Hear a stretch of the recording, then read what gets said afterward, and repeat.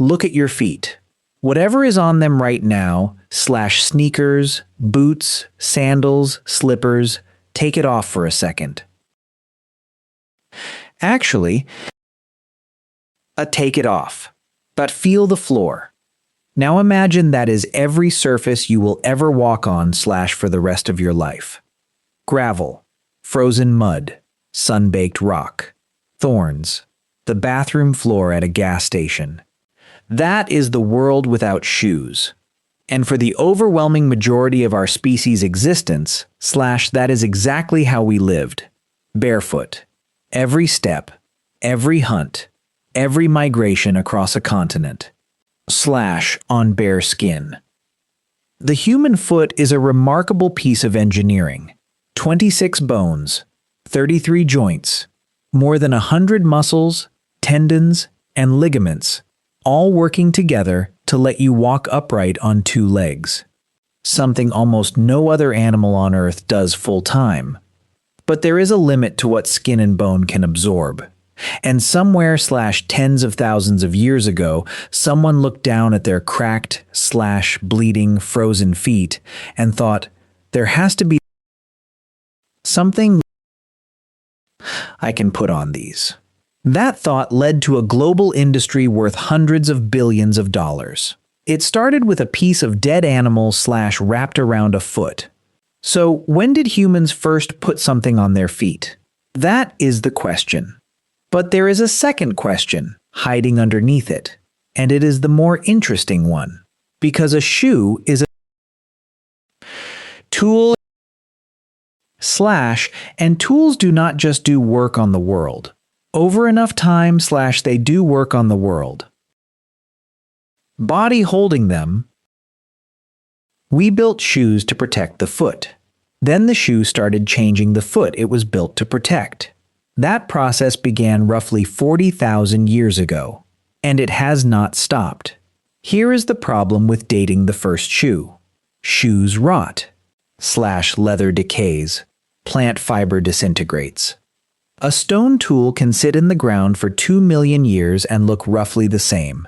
The materials people used for the earliest footwear simply do not survive. So we cannot point at the first shoe. What we can do slash is look at the bones of the people who wore them. In 2005, slash physical anthropologist Erik Trinkaus at Washington University in St. Louis published a study that moved the timeline. He examined toe bones from early modern humans and Neanderthals across a range of sites in Eurasia, and he found a pattern. People living in the Middle Paleolithic slash roughly 100,000 to 40,000 years ago had thick slash robust lesser toes, the 4 smaller toes on each foot. Their feet were built for gripping the ground. But people from the Upper Paleolithic slash starting around 40,000 years ago had noticeably thinner slash weaker lesser toes. Their leg bones were just as strong. The legs were still doing heavy work. The toes were not. When you walk barefoot, your toes grip and flex against the ground with every step. That constant mechanical stress builds thick, strong bone over a lifetime. Slash. Put a rigid sole between the foot and the ground, slash, and the toes stop working so hard. They get thinner. Trinkaus checked the pattern against populations we have records for. Habitually barefoot groups slash against groups known for heavy footwear. Same result. Thick toes in barefoot walkers. Thin toes in shoe wearers. His conclusion. Humans were regularly wearing some form of supportive footwear by at least 40,000 years ago. I want to be careful here because this is inference rather than direct observation. Bone thickness also responds to how far and how hard a person moves, not only to what they wear. Trinkaus is reading a fingerprint, not a photograph. Slash. But it remains the best indirect evidence we have, and it points somewhere remarkable. That is not the Neolithic. That is not the Bronze Age. That is the middle of the Ice Age / before Lascaux was painted, before the first Venus figurines were carved, before anyone crossed into the Americas. We know it not because we found the shoe. We know it because we found what the shoe did to the foot. Hold on to that sentence. / the bones changed / that is not a footnote to this story. That is the story, and we are going to come back to it at the end, with evidence from people who are alive right now. The bones give us a start date. The oldest shoes we can actually hold are much younger. In 1938, archaeologist Luther Cressman of the University of Oregon was excavating Fort Rock Cave in the high desert of Central Oregon when he found dozens of woven sandals buried beneath a layer of volcanic ash. That ash came from the eruption of Mount Mazama roughly 7,600 years ago, the eruption that created Crater Lake. The sandals were underneath, which meant they were older. Radiocarbon dating eventually placed them between 10,500 and 9,300 years old. They are made of shredded sagebrush bark twisted and twined into flat soles with a covered toe flap. Not exactly Nike. But look closer. The twining technique pairs of fiber wefts twisted around passive warps requires planning, coordination, and a knowledge of materials that does not happen by accident. Somebody in the Great Basin 10,000 years ago sat down stripped bark from a sagebrush plant and wove a shoe. They did it well enough that it survived under volcanic ash for 100 centuries. And notice what this shoe is doing. It is doing exactly one thing. It is putting a layer between a foot and the ground. Nothing more. In colder climates, a different solution appeared. Not an open woven covering, but a closed, insulating leather enclosure. The oldest surviving example was found in 2008 when a team led by Boris Gasparian, Ron Pinhasi, and Gregory Areshian excavated the Areni 1 cave in Armenia. In a shallow plastered pit beneath an overturned ceramic bowl, they found a single shoe. One piece of cowhide shaped around a foot, laced with a leather cord through eyelets cut into the edges and stuffed with grass. Radiocarbon dating placed it between 3600 and 3500 BC, roughly 5,500 years old. It was not leather folded in half. It was cut to a specific shape fitted to the wearer's right foot and the lacing was functional, designed to pull the leather snug. This is not improvisation.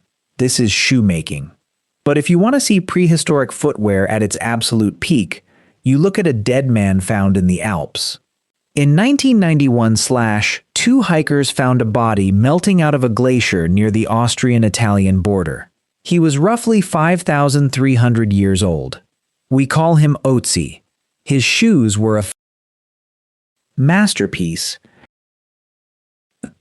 The outer sole was bearskin, chosen for durability and grip. The upper was deerskin softer and more flexible. Inside, a netting of linden bark fiber held the structure together and contained the insulation, which was hay packed around the foot. The bindings were cowhide strips. Beneath the sole, more cowhide, was attached for traction on ice and rock. 5 different materials. At least 3 construction techniques. All assembled into one unit with a single purpose. Keep a human foot warm, dry, and intact at altitude in freezing conditions.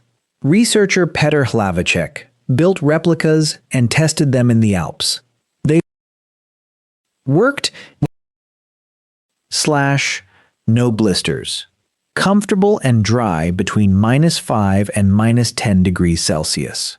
A 5,000-year-old boot, designed by someone who had never seen a written word, outperforming a lot of what you can buy today. And here is what matters about every shoe we have looked at so far. Svort Rock, Areni 1, Otzi. Every one of them was built around the shape of an actual human foot. That is about to stop. Around 3000 BC / in several places at once, shoes acquired a second job. In ancient Egypt, most people went barefoot. Sandals of papyrus, palm leaf, and woven grass existed, but they were not everyday wear. For the elite, they were markers of status. When Howard Carter opened the tomb of Tutankhamun in 1922, he found around 80 pairs of sandals. Some were simple papyrus, some were elaborate painted leather, and on the feet of the mummy itself were sandals made of solid gold, shaped to imitate woven reed / every detail of the weave reproduced in metal. They were never meant for walking, they were for eternity. Then there were the pairs with images painted inside, bound captives / depicted on the insole, so that with every step the pharaoh symbolically trampled the people he had conquered. That is not footwear, that is political propaganda you can wear. Something has shifted here, and it is worth naming precisely. Up to this point, every shoe answered to the foot / From here on the foot starts answering to the shoe / Watch what that does to the people wearing them. Before it fully takes hold, there is one last great shoe designed entirely around function. The Caliga was standard issue for the Roman legionary. An open lattice cut from a single piece of leather with a thick sole studded with iron hobnails. Often 80 to 120 per shoe. The open lattice let air circulate / which prevented blisters on long marches. The hobnails gripped stone, mud, and grass, and doubled as a weapon. A Roman soldier who kicked you was kicking you with iron / The sound of hobnails on stone became the audio signature of the Roman army. You heard the Caliga before you saw them. At Vindolanda / a fort on Hadrian's Wall in northern England, waterlogged soil has preserved thousands of Roman shoes. More than 5,000 recovered so far, in every size / from a soldier's boot down to an infant's. Before those shoes were found, most historians assumed remote frontier forts held soldiers and little else. The footwear proved that women and children lived there too. A baby's shoe / 2,000 years old told researchers something that centuries of reading military documents had not. And there is a letter from the same site, one of the Vindolanda tablets, in which a soldier on that freezing northern frontier writes home, asking for socks and underwear. 2,000 years later / it is still the most relatable sentence in Roman archaeology. Now the shift becomes impossible to ignore. In China / beginning in the 10th century and lasting close to 1,000 years, the practice of foot binding took the relationship between shoe and foot to its logical endpoint. Young girls' feet were bound tightly, the arch forced to break, the toes folded under, until the foot measured 3 or 4 inches long. Then it was fitted into a small embroidered slipper, the so-called lotus shoe. The pain was permanent / walking became a slow / unstable shuffle. Many women could not stand unsupported for long. Infection was common and sometimes fatal. Hundreds of millions of women were subjected to it across those centuries. It was formally banned in 1912, though it persisted in rural areas for decades after. I am not going to dress this up. It was mutilation, carried out on children, for status. But look at the mechanics of it, because they belong in this story precisely. Every shoe in the first half of this video was shaped to fit a foot. Here, for 1,000 years, an entire civilization did the reverse. It reshaped the foot to fit the shoe. That is the most extreme version of something that was happening, in milder forms, almost everywhere. Because at roughly the same time, on the other side of the world, Europe was doing a smaller version of the same thing. And this time, we have the skeletons to measure it. In the 14th century, wealthy Western Europeans decided that the way to display status was to wear shoes with toes so long they could barely walk.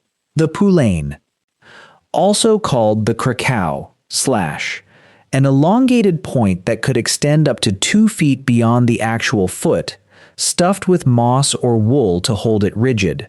In extreme cases, the tips were chained to the wearer's knees to stop them flopping. These shoes made walking awkward, running impossible, manual labor unthinkable, which was the entire point. If your shoes make it obvious you cannot work, everyone knows you do not have calves. 2. And now we can measure exactly what that cost. In 2021, researchers at the University of Cambridge published a study in the International Journal of Paleopathology, examining 177 adult skeletons from 4 cemeteries in and around Cambridge. In burials from the 11th to 13th centuries, before the fashion, about 6% showed hallux valgus /bunions. In burials from the 14th and 15th centuries the Poulaine era, that figure jumped to 27%.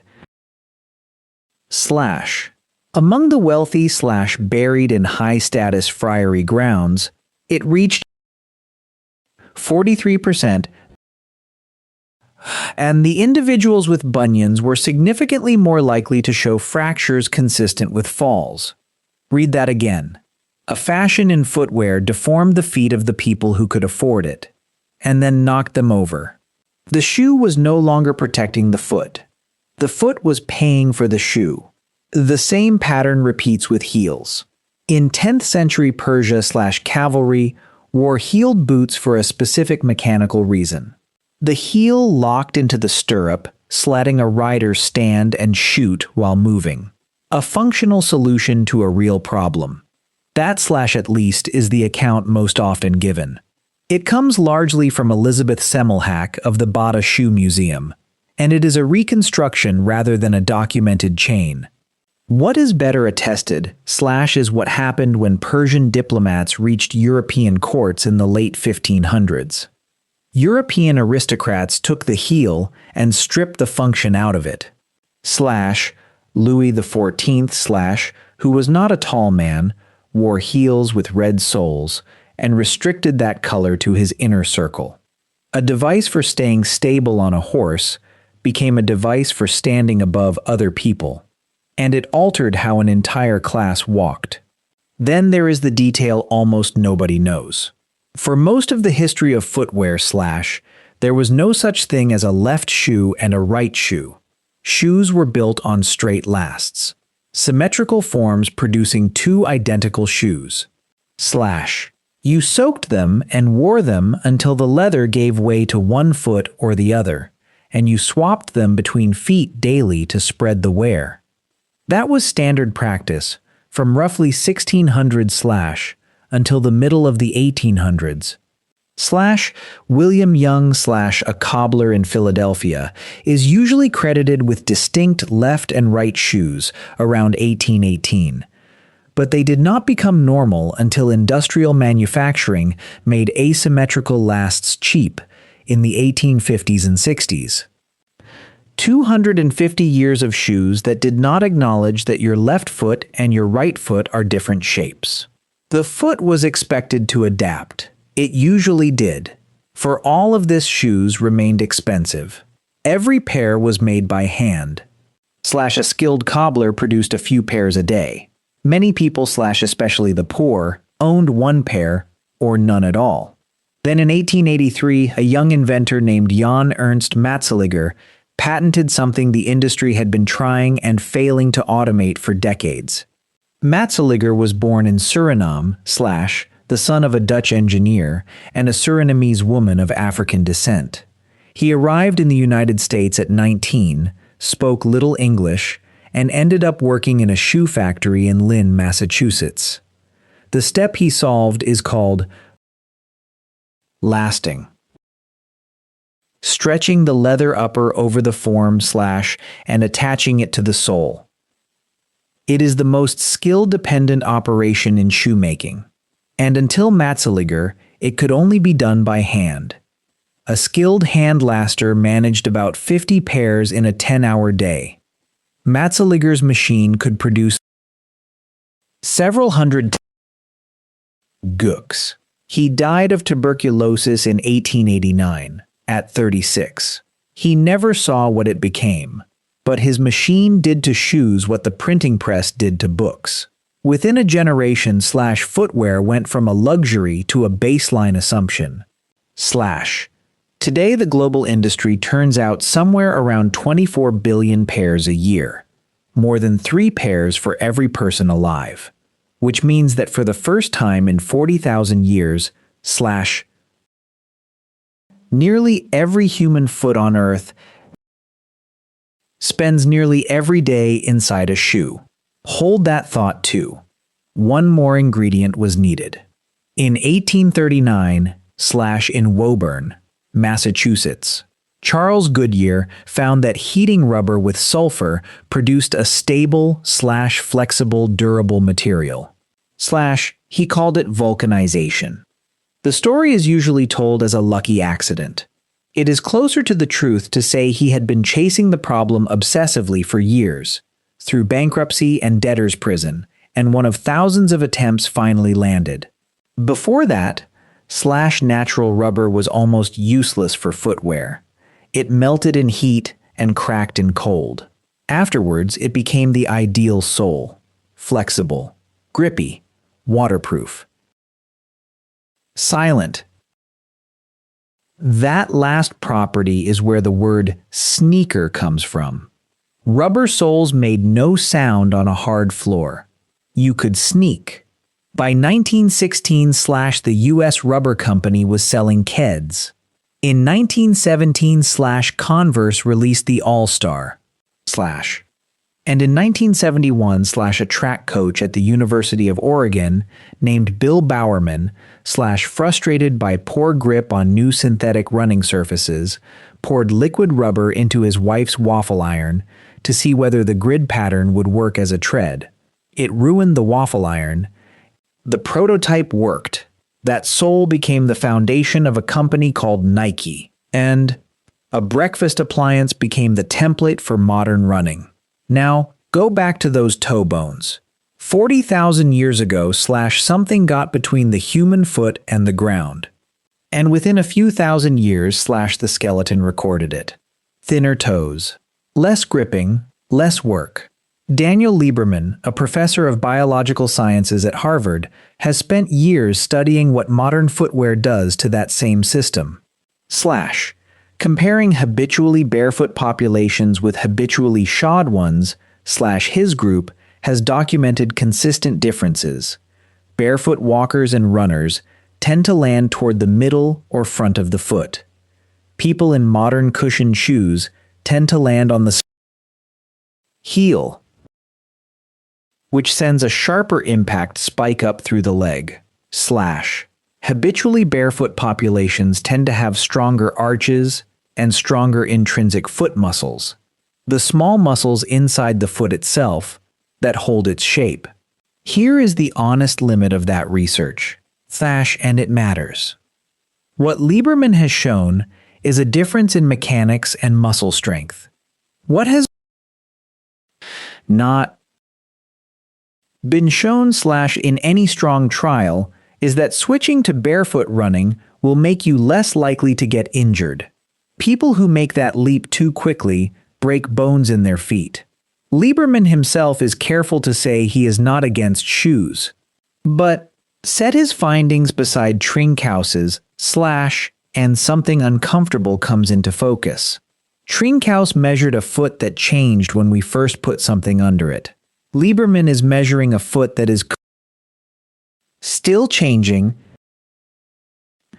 in people alive right now, for exactly the same reason. It is one continuous process, running for 40,000 years. Every layer we added, the sole, the arch support, the raised heel, the cushioning, took over a portion of the work the foot used to do. And the foot denied that work, gave it up. We built a tool to protect the foot. The tool has been quietly reshaping the foot ever since.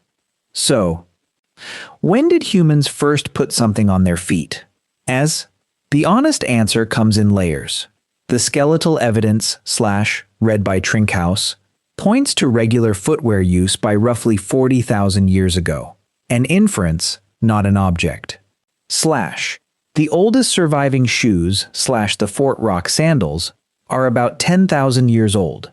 The oldest surviving leather shoe, from Areni 1, is about 5,500. Those objects are almost certainly late examples of something far older. We are dating the survivors, not the invention. No archaeologist argues that footwear spread outward from a single source. The need was too universal, and the materials too local. Cold ground, sharp rock, thorns. Every inhabited continent produced its own answer, because there are only so many ways to solve the problem of a soft foot on a hard world. Tonight, a factory is stamping out rubber soles by the thousand. A cobbler somewhere is hand-stitching leather the way cobblers have for centuries. A kid is lacing up shoes designed on a computer, made on 3 continents, shipped across an ocean in a steel box. And every one of those feet is a little weaker than it would have been, and a lot more comfortable. And that trade was made so long ago that nobody remembers agreeing to it. 40,000 years back, in a cave or on a frozen plain, someone wrapped a piece of hide around their foot, tied it with a strip of sinew, stood up, and took a step. The ground did not hurt, and they kept walking.